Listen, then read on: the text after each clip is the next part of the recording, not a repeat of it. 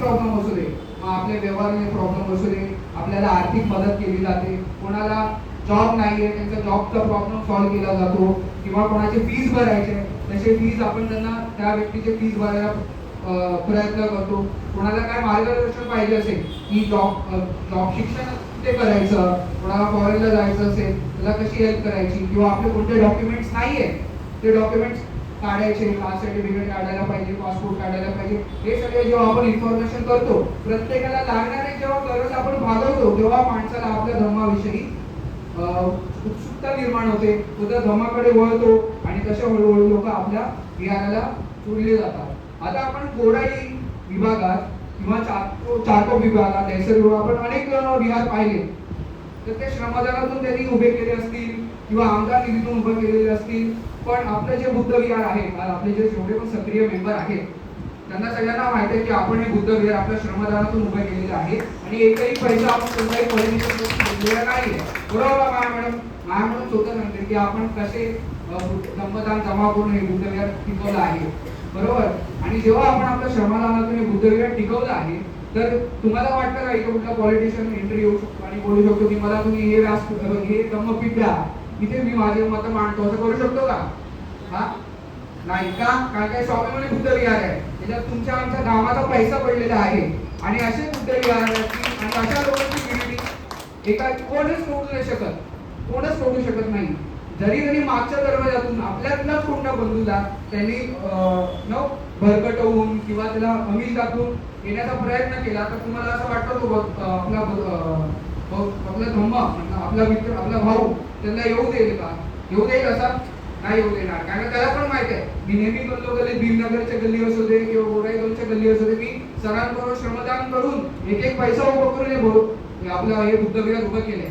तर असं असताना आपल्या सगळ्यांचा घामाचा पैसा रक्ताचा पैसा इथे असताना असे पॉलिटिकल लोक किंवा त्यांचे काही वस्तुके असू दे ते अशा बुद्ध विहारामध्ये घुसू शकत नाही, अशी आपली एकी फोडू शकत नाही.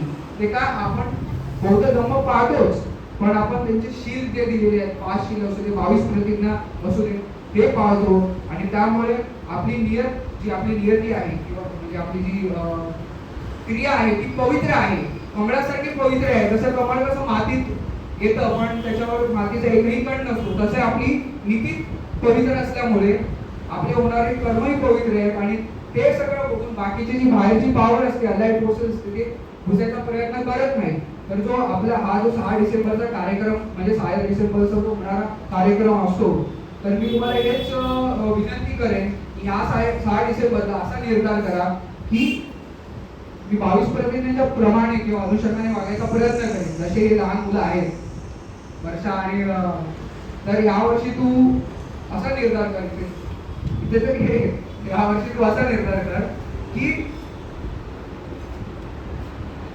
31 ला पार्टी वगैरे न करता जे काही पैसे येतील त्या पैशातून तू पुस्तकं घेशील बाबासाहेबांचे, जो वाचायचा प्रयत्न करशील. बरोबर? असं तुम्ही निर्धार करू शकते ना? कारण बाबासाहेबांनी पुस्तकांना त्यांचा मित्र मानलं आणि पुस्तकातून त्यांनी खूप गोष्टी त्यांनी शिकले आणि ते नॉलेज त्यांनी स्प्रेड केलं. राईट?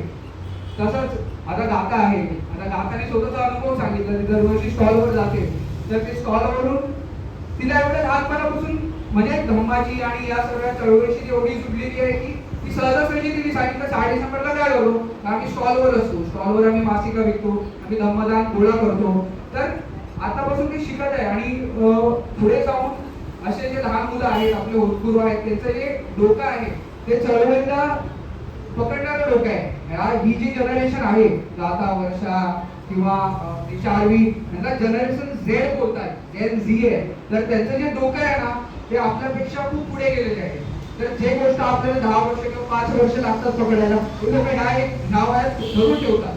तर तसंच जे कोणी आपल्या आता जे बौद्ध भगिनी आहेत किंवा धम्म भगिनी आहेत त्या लेडीजनी पण ही म्हणजे हा निर्धार घ्यावा. मी लेडीजवर फोकस का करतो, कारण का पुरुषांना जो सवय असते ना की हा मी करेन, मी थोड्या वेळाने मला वेळ भेटल्यानंतर करेन, पण लेडीज लोकांची अशी सवय नसते. लेडीज लोक हा मी आपल्याच्या आपलं हे काम करेन, हे काम साईडला करून मी दुसऱ्या गोष्टीला पण वेळ देतो. म्हणून लेडीज लोकांना मी जास्त फोकस करायचा प्रयत्न करतो आणि त्यांच्या डोक्यात खूप गोष्टी असतात.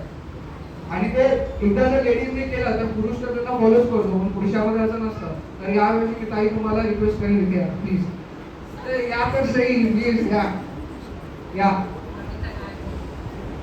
काय कविता गायकवाड म्हणून. तर तुम्ही यावर्षी काय कशी बाबासाहेबांना आदरांजली देण्याचा प्रयत्न करताय? सर्वांना सविनय जय भीम. जे अगरबत्ती फुलं वगैरे तसं न करता म्हणजे आपल्या टीमला विहाराच्या पुस्तकदान वह्यादान अशा मुलांना अशी मदत करतात. 6 डिसेंबरला तुम्ही येणार आहे की नाही स्टॉलवर?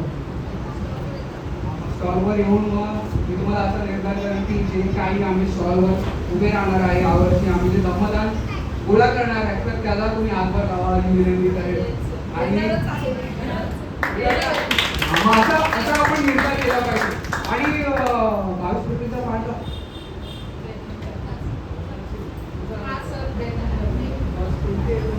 प्रतिज्ञा पाळला. 22 प्रतिज्ञा आहेत. सर्व प्रतिज्ञा पाळायची मी कोशिश करते. खूप छान खूप छान. तर 22 प्रतिज्ञामध्ये तर मी तुम्हाला असं म्हणेन की जी समता बंधुता जी आहे नावी प्रतिज्ञा ती खूप इम्पॉर्टंट आहे.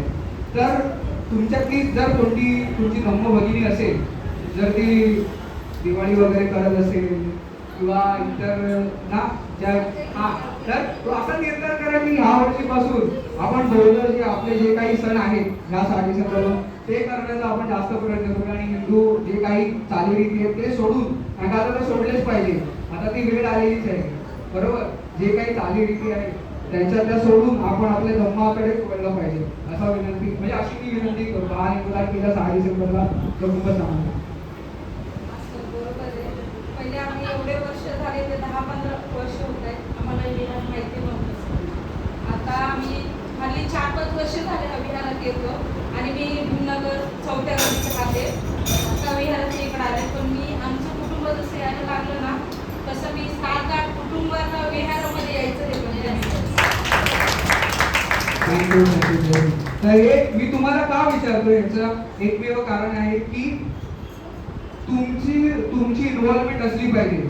आता मीच एकटा बोलत बसलो आणि मी असा निर्धार केला पाहिजे तसा निर्धार काय केला पाहिजे त्याला काय अर्थ नाहीये. कारण का आपण सगळे काय ना काहीतरी प्रयत्न करत असतो प्रत्येक वेळेला. आपण 6 डिसेंबरला जातो तसं मी म्हटलं, आपण स्टॉल करतो किंवा आपण चैत्यभूमीला बाबांचं दर्शन घेतो, पण हे आपण सततच करत असतो, नेहमी करत असतो. प्रत्येक 6 डिसेंबरला आपण या सगळ्या गोष्टी करत असतो. पण आपल्या सगळ्यांना आपले जे धम्म माधव आहेत त्यांना आज तुमच्या माध्यमातून जर तुम्ही हे गोष्टी सांगितल्या त्याच्यातून कळलं की आपण थोडेफार का होईना बाबासाहेबांनी सांगितलेलं 25-22 प्रयत्न वागायचा प्रयत्न करतो. पण आता ही काळाची गरज आलेली आहे. जसे आपले लहान मुलं आहेत, माझ्याच घरी असे छोटे म्हणजे माझ्या मावशीची मुलं वगैरे ते असे सतत त्यांचं असंच असतं की आपण दिवाळी साजरा केली पाहिजे ना, काय तर फरक पडतो, याच याच्यात आपल्याला हे सगळं खायला भेटतं, ते करायला भेटतं. माझ्या मामा मावशी म्हणजे काका काकी आहेत ते रक्षाबंधन केली पाहिजे, हे केली पाहिजे. तर त्यांना सतत ह्या सगळ्या गोष्टी आहेत ज्या हिंदू धर्माच्या गोष्टी आहेत त्या अजून पण त्यांना कराव्याशा वाटतात. त्याच्यात तो महार गेलेला नाहीये, त्याच्यात तो महार जिवंत आहे. भले त्याच्या कास्ट सर्टिफिकेट मध्ये 9 बोट झालेले असतील तर का असं तुम्हाला वाटतं? एखादा ईसाई किंवा ख्रिश्चन बाईला तुम्ही जाऊन विचारा तू रक्षाबंधन करते का, किंवा मुसलमान बाईला जाऊन विचारा तू भाऊबीज करते का, ते काय बोलतात? त्यांना त्यांच्या धर्मावर विश्वास आहे. तसा आपला विश्वास आपल्या धर्मावर असला पाहिजे. कारण का जो माणूस म्हणजे काय होतात खूप हताश झालेला असतो, त्याला काही उमेद दिसत नसते, तेव्हा धर्म हा एकमेव गोष्ट उरलेली असते त्यातून की त्याच्यात आत्मविश्वास निर्माण होतो आणि त्यातून तो हळूहळू प्रगती करतो. आणि आपल्याला जो धर्म दिलेला आहे बाबासाहेबांनी ताई त्याच्यात प्रत्येक प्रॉब्लेम सॉल्व्ह होतात. तुम्हाला तर माहिती आहे प्रत्येक प्रॉब्लेम सॉल्व्ह होतात आणि त्याच्यातून आपण पुढे जाऊ शकतो. आणि आपण असं एकामेकांना मदत करून 10 लोकांना जोडूनच आपण यातून बाहेर येऊ शकतो. म्हणून बाबासाहेब म्हटलेले की माझा जो बौद्ध धर्म आहे तो आपल्या देशाच्या शेवटच्या माणसापर्यंत तो घेऊन जायचा आहे. जेव्हा आपल्या समाजातले हे अपरकास्ट लोक आहेत, ब्राह्मण असेल किंवा क्षत्रिय होते, जेव्हा ते सोडवून बौद्ध धर्म आपल्याला बघून त्यांच्या मनातली जी जिज्ञासा जागेल की मी आता बौद्ध बनेन आणि आपल्या समाजातली जी काही विषमता आहे ती बंद करण्याचा प्रयत्न करेल, तेव्हा जाऊन खरा बाबासाहेबांनी जो आपल्याला धम्म दिला त्या धम्माला अर्थ लागणार आहे. बाबासाहेबांनी जे मिशन उभं केलं की पूर्ण बौद्धमय करायचं भारत, त्याला जाऊन खरा ते न्याय म्हणजे जस्टिस भेटणार आहे. तर हा निर्धार आपण असा केला पाहिजे की मी माझ्या मुलांना किंवा मी स्वतः 22 प्रतींना व्यवस्थितपणे पाळेल. ह्या 31 डिसेंबरला कोण आपले काका काकी असेल त्यांना आपण जर मार्गदर्शन केलं की दारू म्हणजे मद्यपान न करता जर हा 31 डिसेंबर साजरा केला त्याच्याऐवजी जर आपण धम्माच्या मागे जाऊन किंवा आपण आपल्या लोकांना धम्माचं म्हणजे विश्लेषण करून सांगणं, धम्मदान गोळा करणं, श्रमदान करून याच्यातूनच आपण आपल्या धम्माला जोडू शकतो. अदरवाईज आपण अशा स्टेजवर पोहोचलेलो आहे जिथे आपली चळवळ पण संपत आलेली आहे. म्हणजे ऑलमोस्ट त्या पोझिशनला पोहोचलेलो आहे की संपू शकते.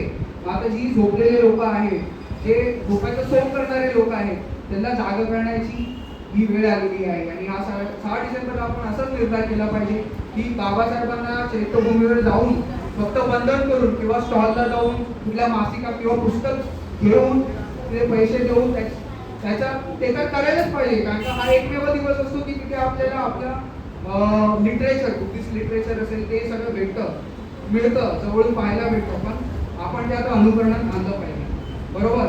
आणि हीच आता योग्य वेळ आहे, हाच ऑप्शन उरलेला आहे आपल्याकडे की बौद्ध धर्माचं आचरण, 22 प्रतिज्ञांचं आचरण, आणि तेच आपल्याला येणाऱ्या पिढीला ते धम्मचक्र देऊन ते चक्र असं पुढे चालवत राहायचं आहे. तर मी इथेच थांबतो आणि पुन्हा एकदा सगळ्यांना जय भीम, नमो बुद्धाय. आणि एक गोष्ट सांगतो की 125, 126 आणि 127 हे आपल्या स्टॉलचे नंबर आहेत BSS चे.